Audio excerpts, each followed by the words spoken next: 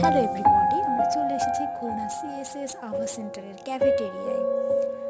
আমরা দুদিন প্রোগ্রামে এসেছিলাম, দুই দিনের ট্রেনিংয়ে। সেখানে আমাদের মূলত খেতে দেওয়া হয়েছিল এই জায়গাটিতে। খুবই সুন্দর জায়গা, দেখা যাচ্ছে অনেকগুলো টেবিল আছে। একজন ভাই আসছে।